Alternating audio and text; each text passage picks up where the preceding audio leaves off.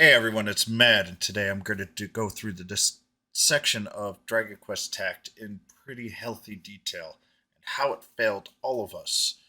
And I will also plan on going through how gachas have kind of gotten us used to going until the very end of service, and then we're left with nothing. And it's not just Dragon Quest, it's other games as well, including Final Fantasy games and other fancier ones, including Dokkan, etc., etc. Stay tuned.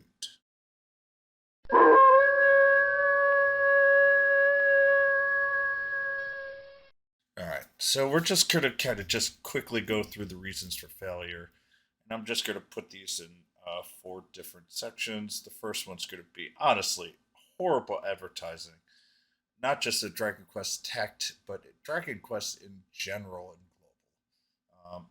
Honestly, except for maybe one or two games, overall advertising has been pretty poor. Second is going to be China's proposed laws.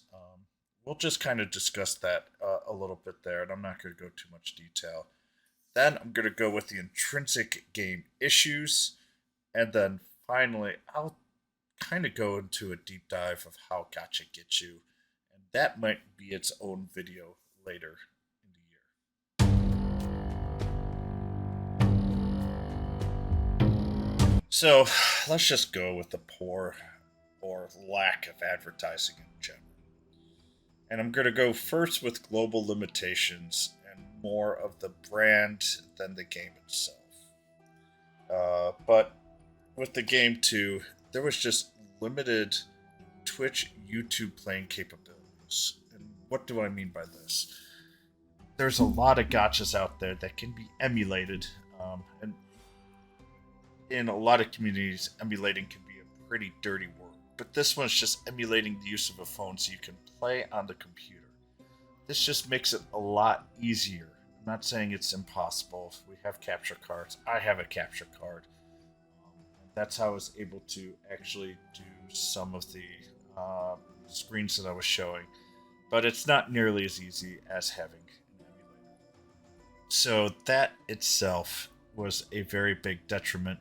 And honestly, there's a lot of people whose phones are just not good enough to play, and that just limits the ability of certain people to play. True, most of those might be free to play, but free to play players are super important for the health of games as well. Games cater to the whales, but the whales need the free to play players in order for the games to survive, because if there's not enough of them, then there's really just not enough of them trying to actually keep the server going. And very few games can survive with whales only. The game design as well, I would say, is also a little bit of a limitation here for streaming. Most of the time, PVE is just grinding. And, if you, when I was doing multiple games for gotchas on my channel, this wasn't too much of a problem. I'd have it going. I'd be able to answer questions, and people would ask me, and I could get interactions going, which is always good for the game. But most of the time, people are either interested in super challenging content, and yes, there were some hard PvE battles, but they were just one or two of them a month for the most part. And those are actually better for YouTube than a continuous Twitch stream where, yeah, you can, try and fumble, but it wasn't stuff where, you're trying to challenge to get to a number one. The goal was to beat it, to get all the missions done, and then you were done for it. Where other games, and I'm going to give one is Final Fantasy Brave Exvius FFBE, they do the Clash of Wills called Cow, and you have to do it, and you can increase the difficulty, and the PVE could fill many hours, and on top of it, you're getting a goal of to get to a certain score, and there were other events as well, Clash, that you were able to try to get the highest score, and there was a lot of variance involved. And I'm not going to say variance is the greatest thing, but that type of PvE allows a streamer to do many hours of it, with it being interesting to watch. It's interesting to watch the PvE in Dragon Quest Tact, but as I say, it's good for a 10-minute video, not a 3-hour stream. PvP was also limited in the time, so you were going to do guild wars for the PvP on Twitch, because that gave a unfair advantage against you, because the opponents that you would be fighting against, if others knew that you were streaming them, it would determine their position, speeds, and their sets, and that would actually be actively bad for you and your guild. And I'm actually going to kind of go into that more detail a little later as well. The other PvP, one was Arena. You really had 3, and then you were done for the day. And those rewards were worthless after the first year and change. The other one, which was player versus player, by far the best mode that Dragon Quest Tact had. But the main issue is it was only during certain times, and the times were very poor for streaming on a Eastern Standard Time specifically. People on the Pacific Coast had a better time at it, as it was closer to more their prime time. But the times were just relatively inconvenient for a portion of the United States and other countries as well. Then we also had limited advertising with like a larger Twitch YouTube streamers. There were the occasional in the very beginning. I think Clay Guzalt played it once, but he didn't know Dragon Quest very well. But that was kind of the highest streamer, I believe, that I saw play it, that was advertising it, trying to get it to a larger audience. It did help me get some people through it, but there just wasn't a very strong push to do any type of advertising. The thing is for streamers, it was basically not super expensive, and that's the thing about streamers, is you can give them a couple $100 and they can advertise like 2 or 3 streams for you, and that's a pretty good haul for them, and it gives them content. And I can tell you that content can be sometimes really hard to do, especially in certain times and situations. And I will say that Square Enix, especially, and I know that when Final Fantasy Brave Exvius came out, there were huge amounts of streamers that were going through that. Dissidia, which also has ended, had multiple large end streamers where they streamed multiple times. And actually, Dissidia, I just going to use Clake again, he had 2 or 3 different sponsors for very big banners, and that actually drove them a lot of cash inflow as well. And there just wasn't any type of advertising on either Twitch or YouTube at all. And that was just kind of par for the course for a lot of Dragon Quest games. And honestly, it's really, really frustrating. So let's go with the global limitations. This one is going to be very much directed at Square Enix and Malcolm. Most gacha games have an official stream approximately once a month, or at most once a quarter. We averaged one a year, and that is just horrible. This is the biggest chance to keep promoting, hey, we have something interesting going on. And I'll be honest, Final Fantasy Brave Exvius does these every 4 to 6 weeks. Sometimes it's literally the same content over and over again, but they still hype it out.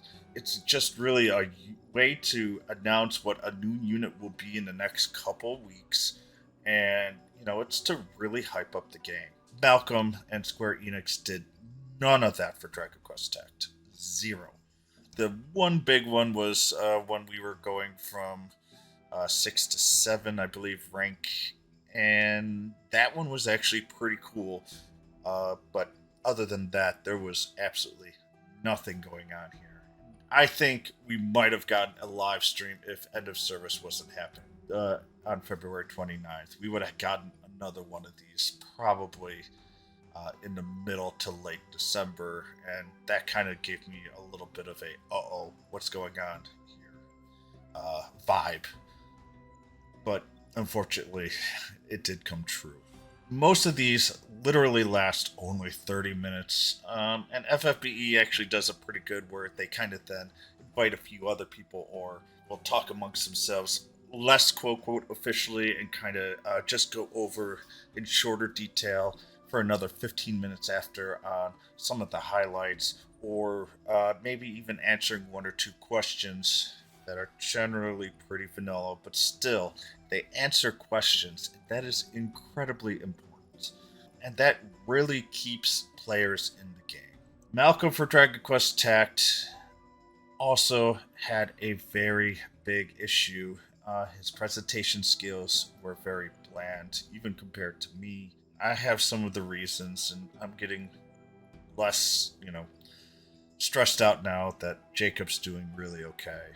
And, less, just trying to keep it together. But I'm also not paid, or I get paid like $1 video. Big whoop. And that's through YouTube, not exactly through anyone else. And honestly, I would say for FFBE2, Justin is very poor in this regard and don't really have the hype needed. But Justin has another wingman on him who does a fantastic job.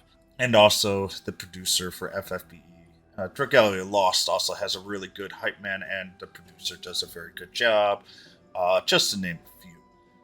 And those games are the ones that generally gets to keep the people longer. And that is so important for gachas. As people go get about it and just don't play it anymore, that's really going to limit your player base, and that's where you're going to get into some of these problems that we're seeing. Big issue is with all of these limitations, there were very large cache issues. So pop this up. This is the Square Enix mobile division for iOS for December 2023. This is pretty fresh information. Interestingly enough, Dragon Quest is the number one maker for money in especially iOS, but also for Android for Square Enix. It's literally all in Japan. That's because they had a much better marketing strategy early on and didn't give up with Dragon Quest. Final Fantasy is number 2 in Japan, number 1 in global. And the number 1 is actually Dragon Quest Walk, which is basically Pokemon Go, except for Japan, it's using all Dragon Quest items, and it's a really cool game. It would kick butt if we could get that in the States, but I kind of know why they don't want to do it. It requires an awful lot of upfront investment, and with the way that they kind of go through games, I'm not sure it's going to go there. But honestly, Pokemon Go, you might be able to get enough people to make it worthwhile. I just want to play. Number 3 is Dragon Quest Tact in Japan. That's at 2 million. So you are looking at 10 million out of the roughly, this is iOS if you include Android, so roughly 20 out of the 32 million that Square Enix is making in December 2023, just from those two games themselves. Fortunately, Dragon Quest Tact Global only made 90K. That was part of that might have been the December service announcement after Christmas, the day after. Bah humbug. Aiming. And honestly, that was a really poor thing of you guys to do. You guys literally waited till the day after Christmas to make the announcement so that you can get all of the Christmas money from people that were spending. And I know a few people who spent on Christmas because they received a Google Points thing or something else. And that was literally a gift for them to be able to enjoy spending money on gacha without actually spending money as a Christmas present. And that is really poor. I'm sorry. Just that was your last little bit of money grab along with sorrow. They knew that was a big one, and they also knew that they weren't just going to get another good banner for another month or two. Even so, Dragon Quest Tact was earning 200 to 300k at the very beginning of the year and finished at 90k. So think of this at 180k, and I know people are going to say, and I don't have graphics for this, but $200,000 a month isn't so bad. I really wanted to go into details, but let's just go quickly. If both Android and iOS charge 30% just to be able to be in their business. So if you make 200K, that's 60,000 going to either Apple or Android. So out of the $200,000 that they earned, they get to keep 140K. Square Enix as the publisher then takes probably half of that as their keep. And even if we say it's 30%, you're still looking at Aiming only getting to keep between 60 to 90K a month. And you go, man, that's still making money. Hosting the servers probably only costs a couple thousand a month, not too much. Even if you have as simple as 4 to 5 programmers. Most of those programmers are probably making 5K a month, $25,000. The problem is, and a lot of this is accounting bullshit. Unfortunately, I work a job that I know some of this stuff. That $25,000 is really around $40,000, and that's for just a team of 5. They're making only 60K, which on average, maybe we'll go with that. So if they have a team of 5 for that, and they're hefty 60K, all of a sudden at this price point, you're looking at between 10 to 30K at most a month that they're receiving. And at that point, they're basically breaking even. There's a good argument with the Japan here that they have enough, but that's the issue. The economics just doesn't make sense for Dragon Quest Tact to go through. A lot of that is on Aiming. Part of that is they also got spooked about a proposed new China law that could mean much less earnings if it gets implemented. It's currently not being implemented, but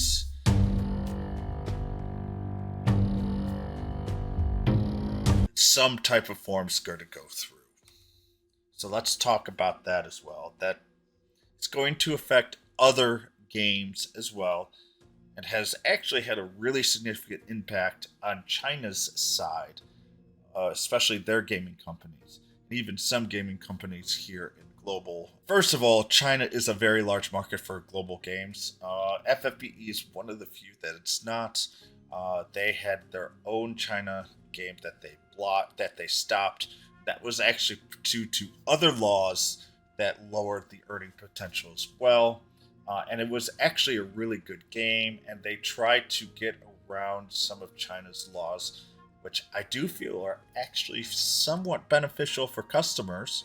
Other than one of the laws is that lowering minor gaming time being played to 1 hour a day, and now it's actually only 1 hour a day on weekends, Friday, Saturday, Sunday. I don't think that's consumer friendly. In that regards, kids should be able to play more than that.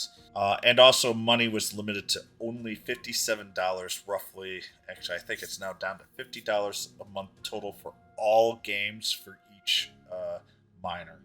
And that's being spent just in general. China is at least anti-gaming for children. There are other issues with that. We're not going to go into much more detail here. The new proposed law, though, is that online games were not allowed players to force to fight each other, which was basically trying to eliminate a lot of PvP games. And that is a huge blow because PvP in mobile games especially, or gachas in general, boxes even for Call of Duty, etc. That is the main driver for people to spend. If people can't spend and fight people online and show off, hey, I have these great 5-star or S units or these gun skins, the drive for these loot boxes, gacha systems, etc. goes incredibly down low. There's still the collector mentality that'll drive it, but this is the absolute main driver for most money growth in gaming right now is PvP.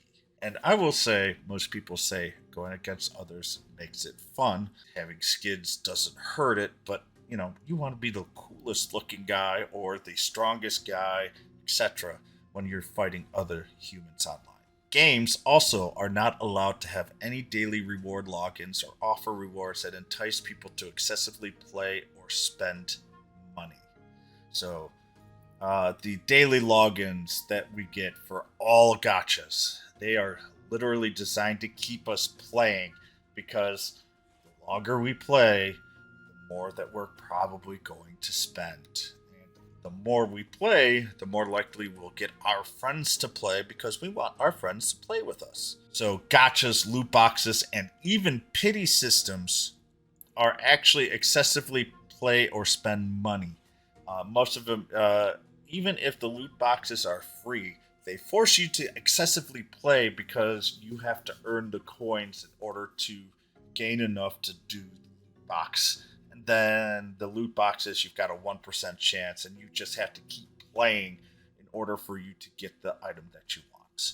So even if it's a free system, it's still an excessive play in order to get the loot boxes that you're looking for. We could just go Battlefield 2 for Star Wars as like the big one, and honestly, that's what broke the back for some governments to actually start going through this, because Belgium and Netherlands don't even allow loot boxes or gachas in general. And this law itself devastated a lot of companies that actually stock wiping billions of stock dollars overall, especially in Chinese. Tencent, I think, lost $2 billion in one day. And it was just a huge blow because, unfortunately, most gaming companies understand how to optimize how much money to get that they can extract out of you. I'm not saying China's law is bad, especially some part of it might be excessive, but I do think some of that is actually really, really good for the consumers. The daily reward logins are a trap mechanism and offer that entice people to excessively play or spend money. These games are like slot machines and get your endorphins up, and games predatorily play based off of this. These are actually good laws that I will see a lot of other countries, other than Japan, overall, I do see that, or I do hope that a lot of other countries will have similar type of laws that are there where forced PvP, I think that's okay as long as there's no monetary base behind it. But I think on the global gaming market here, a lot of this PvP is done to incentivize spending, and that needs to be broken.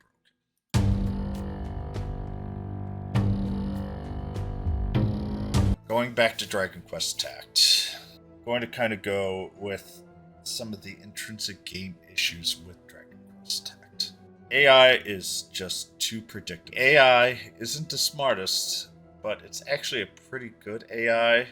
There are ways to get around it to kind of outsmart it. It doesn't do the smartest, and that I'm actually okay with. But being 100% predictable is not, and that allows people to memorize what will happen, which means placement of units is absolutely key to winning, especially for defenses and guilds. And it's not just that, it's also optimizing stats or trying to hide a special skill that then allows you to surprise somebody with the AI making them do something else.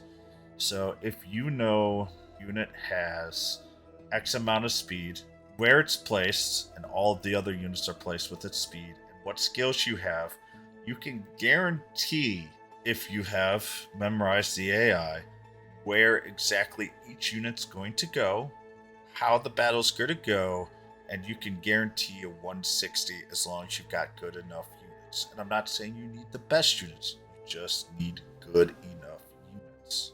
If the community was a large community and you didn't have to fight the same guilds over and over and over again, that really wouldn't be too much of an issue, as it would be hard to game the system. I'm not going to do any accusations here. It's just this is a major issue, and even the thought of this did make the game collapse because PvP is where all the money was going to in this game. And PvP having a lion's share of repeatable awards. I will say Dragon Quest Tact did do a good job of having PvE rewards as well. The drive to excel any way possible for Guild Wars especially is incredibly important. I will say the real-time PvP Dragon Quest Tact was done super well, and the only limitation was the time zone or time limitations, and that was required due to the fact that I even in Japan, it's not a super large community. I will say in Japan though, it's pretty large, it's healthy, and for just being in a small area of the world is actually really big. But for like a global, like for the world or for a lot of big games, it's still pretty small. So having it only available 6 hours of the day made a lot of sense. And in global, because it's so large, we had 6 hours of a day, and that made sense as well. But still had issues because really the big and most consistent was Guild Wars, and there were ways to break it. So how are we going to fix it? Make the AI a little less predictable, giving it some randomness. I'm not going to say it will do a stupid move, but maybe instead it's going to go, well, not going to do the optimal move, or we're not going to attack this. Instead, I'm going to go and do something else that will make it much more random and therefore much more difficult. That then makes units at the highest 5 awakenings that much more useful and will allow for more different styles of play, which means people are more likely to spend, and that makes the game healthier. And I know people are going, Mad, you're complaining about spending. Yes, but that's the only way to keep some of these live services available, and we are starting to see live services fail because there's just too many out there. But the best ones do this, and this is how Dragon Quest failed. And another one is just allow multiple boxes to give different looks. So you don't know who you're fighting against, but you could go, look, I have 3 different boxes I can fill. I can change the speeds, I can change the equipment, or I could have a completely different team or placement each different day that we're fighting for the last 3 days.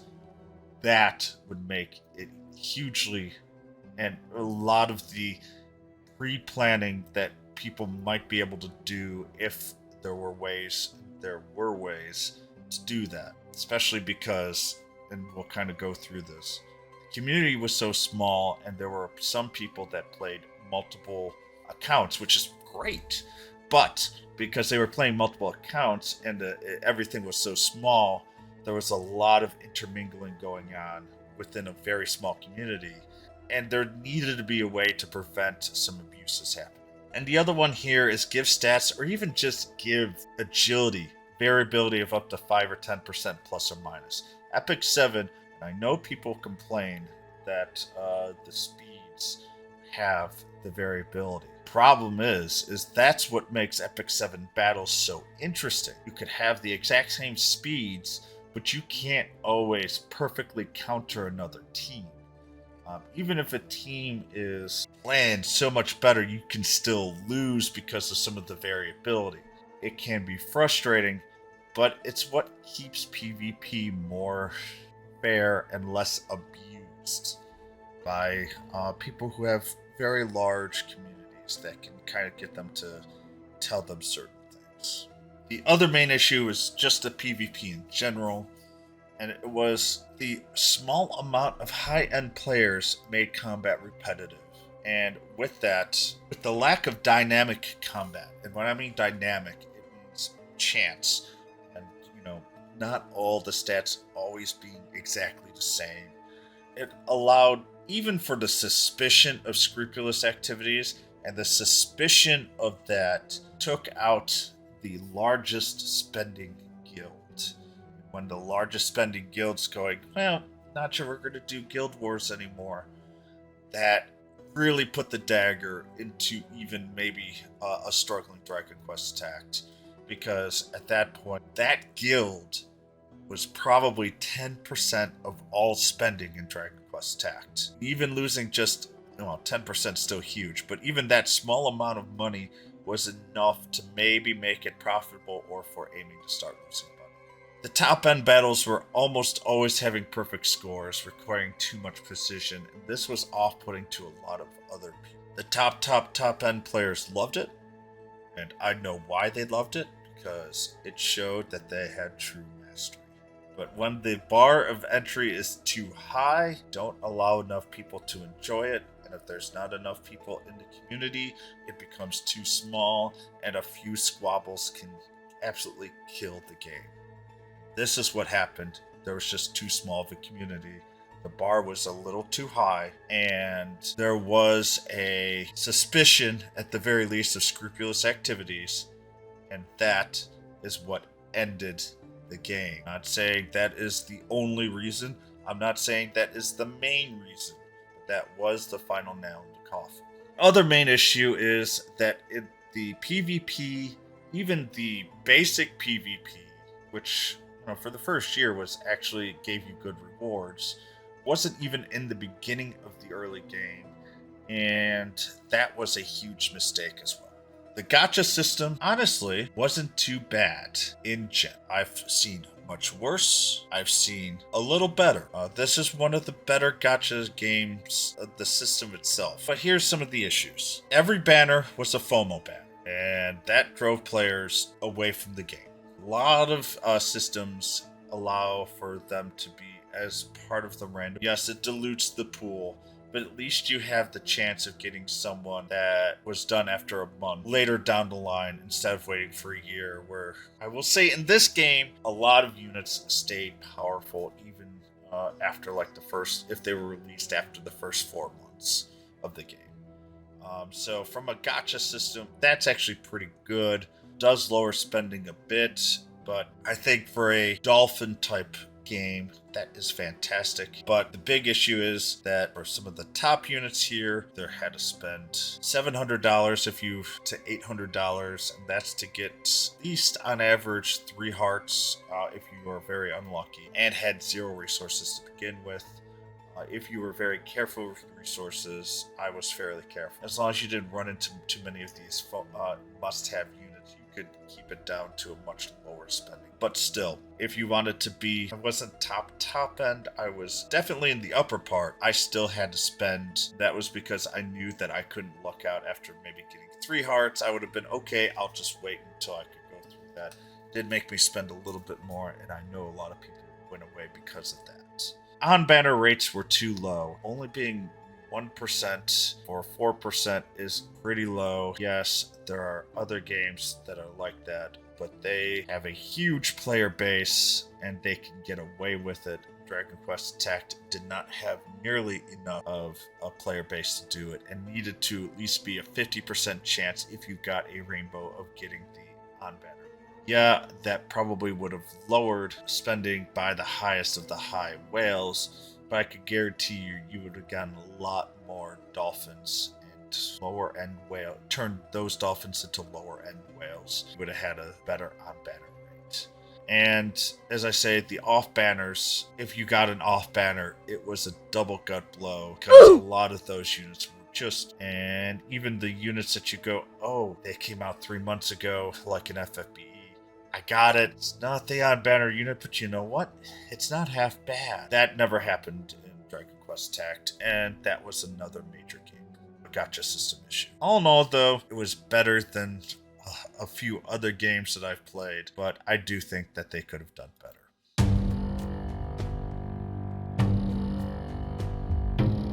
Now to a more general point. So if you're just here for the Dragon Quest Tact, most of my statements are there. Now I'm going to just give you a gacha mechanics for the last couple minutes here. Gachas were started in Japan. Japan loves their gambling, but they do have a lot of laws so that they make it a lot fairer than some others. And they also do make gambling a lot more gamified than others. But the first ones really were, they started with Bandai, and they made the Gachapon machines in 1965. And the gacha was the sound of the cranking handle, and the pon was the pop of the bubble, basically, for the toy that you would randomly get. And, you opened to see your prize. They were very addictive, and they basically simulate a lottery type system. And I will say that even the free to play players always try to find a gotcha game where they could just pull because they get their endorphins. It is a very addictive system. The early days of games, it was included in single player games without microtransactions. They were basically a way to get players to play more of the game and make the game feel like they were getting more value for their buck by getting them to play. One example is Super Smash Brothers, as an example. You were able to get toys for coins you earned. And they were random. You played and you got them for victories, less for losses. And the better you played and the higher difficulty you played, you got more of those coins. And these were gotcha mechanics that got you to keep playing. I mean, I played Super Smash Brothers without needing this gotcha mechanic, but I did enjoy the fact that I got some random things with like basic history of like the character, like a Kirby fact or other things, and that was really really cool. Now it's everywhere. Big one is what's the Kampu Gacha or Complete Gacha. These games are where you need a full set to get the optimal performance. So think of a game, I'm going to say Dragon Quest Tact is not really designed by this, which is good, but is more of a just imagine that you have to pull your character. Imagine if you had to pull the sword, armor, and, at the very end, we finally started getting some accessories for your character. And on top of those, they get randomized as well for how good that they could be. Some games back mid 2000s, you needed a set of 10. 9 of the 10 were very common. The last one required multiple hundreds of dollars to even have a chance of getting. And with that, Japan did ban those. But at this point, the rarity system is really based on this idea. And the good news is games have to state what the randomness is. But all in all, even with that, it's still very much with this. So if a game has a dual system, think of a Genshin Impact where you have a unit and a weapon gacha, and a character is optimized with both of these. They don't really call it a Kampu Gacha because it doesn't get super buffed with it. But they do design weapons to use the character's skills as powerful as possible. And it's better than just having a normal bow or even another, say, S-type or highest tier type weapon. Where, someone who is just going to go with Genshin, who's an ice bow, needs and all the stats of the bow just fit perfectly. It's not officially boosting it, so they get around these laws, but it's still very similar. And it requires usually got a 50-50 chance. So it requires, on average, 3 times, 2 in either the character or the weapon, and 1 of the other because of the 50-50 chance. You have a 25% chance of requiring only 2 rounds, or less actually. You have a 50-50 chance of requiring 3 rounds, or a 25% chance of requiring 4 rounds in Genshin, as an example. And each round can cost a couple $100, and you can just see how expensive that could be if you're buying it and don't have the gems for free that you grind and save for a special character. This is not including then getting multiple copies of those to increase the power, etc. That's just to get them. In a way, Dragon Quest Tact, there is a gacha system with the alchemy, where the weapon is farmable, gacha is farmable theoretically, but you sometimes will have to spend money to either get stamina herbs or to buy straight outright with gems, and also gold. And using those, that's how you overall have issues with not having enough of those resources, buying that, etc., etc. And so that's how even Dragon Quest Tact was kind of using a dual ish system with there. And they got around the law, once again, based on alchemy, because those were too tailored to the units otherwise. So I explained some of the gacha mechanics that get you to spend. Biggest one is gachas and other loot boxes always have a different currency.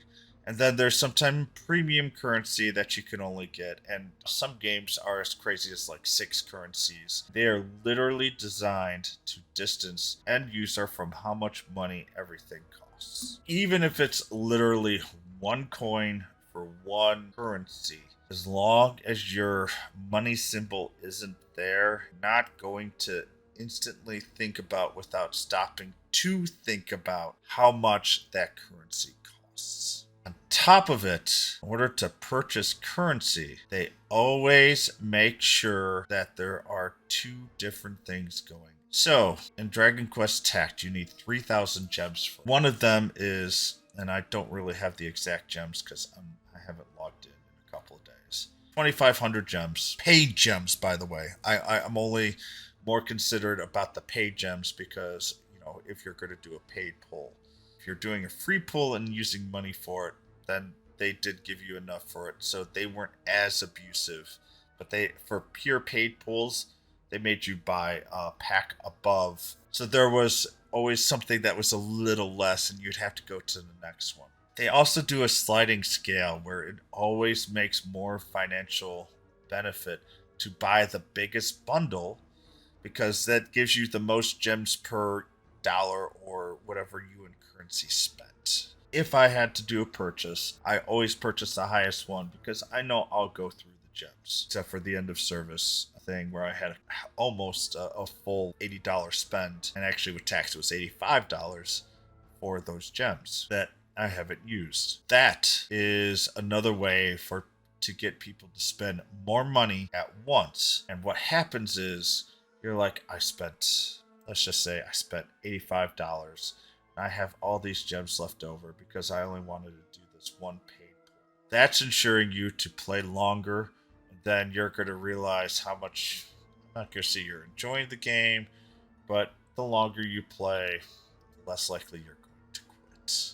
And I have that fallacy coming up a little soon. Top of that, Dragon Quest did that only at the very beginning of the game and never did it after. But a lot of gachas use discounted spending for new players only and usually have some type of very tight deadline, a fear of missing out, saying, oh my god, this is 800% discount. For $2.99 you get enough to do another pull with a guaranteed rainbow or whatever. And the use of this time gating, which is, you've got 3 days to decide after you do your first 3,000, a big pull, or maybe after you get through chapter 3. A lot of these games. Raid Shadow Legends has absolutely monetized the living shit out of their game, and they use this incredibly often, and it does work, and that's why they do it. And especially with the free-to-play initial setup, their goal is to get you attached to it by spending even just $1 or $2. Because if you spend that $2, you're going to make sure you get that money's worth. The more money's worth you get out of it, somehow you're going to spend more of it. That's how they get you initially. Especially with that very bottom here is lost money time fallacy. That plays the rule for any type of gambling addict, even if you go to a casino. And another way that they get you is notice gachas early part of the game, first chapter, first act, hell, sometimes even the first 20 hours are incredibly easy and designed to make you feel like, oh, I'm really good at this game. Then they bump up the difficulty, and the only way that you can get through that difficulty, and some of those difficulty curves are steep as hell, is by either grinding, or instead of grinding for 30 hours, if you just spend $19.99, we'll get you the item that will allow you to beat this boss, then it'll let you enjoy another 20 hours or so with minimal grinding. Let me tell you, this, and along with PvP, this is the biggest money-making aspect that you can get. The way that this is PvP forces you to, and they will force you, going back to China's law, to usually face people that you're a little bit worse than. Unless if you're top of the top, and at that point you're probably spending enough money that they just want to keep you there. And what they will do, and I know Diablo Immortal had these type of things where they will always have a whale that you will fight against. Even if it's like a 20 PvP, there will be one whale and 19 can be free to play players, or there might be another dolphin that will come in second, and all that. But they specifically designed it so that whales could just destroy people. That makes them go, hey, look, I'm enjoying this game. I'm really good because I spend a lot of money in this game. Keep them going. And it makes people, especially like the dolphins, going, well, if I spend a little bit more money, maybe I can get equal to this guy. Maybe they can get a couple of the PvPs going, hey, look, this dolphin didn't spend much and he's always second. I want to get there. That's how they push people to put more and more money into the game. Lastly, social pressure. Sometimes, especially if you play with friends, they will show you that they got a new unit or item. FFB has had this for 5 years. This is a great way to entice you to spend to get there so that you can also tell your friend, hey, look, I got this unit. Or, kind of peer pressure you to get that unit. And streamers, and I'm probably, I am playing Japan, and if I do some of these banners, I will put some videos there. But if I do, basically, I apologize. I know there's some of the FOMO going on here, but watching others pull can get you wanting to pull as well. And I will say that I have felt that before. That is one of the reasons why I say the emulators very very back in the beginning for DQT not be able to play there was a huge blow because honestly people like watching pull streams and it's great content and it's great content for the game itself as well. So that is the end of my really deep dive. I know I've gone way beyond what I initially was planning. I will be here. I will be happy to answer any questions that you guys may have. This is one of the deepest videos that I've done in a while, so I do apologize for the length, but I really did want to take a very deep look into the dissection of this game's death and kind of show you what goes behind the scenes, at least for ideas, and to kind of maybe put a voice to what I've heard for a lot of other people as well. I hope you guys enjoy. More importantly, if you have anything, I know I haven't asked, please like and subscribe. And more importantly, I hope to see you guys later. Good luck. I love you all. Bye, everyone.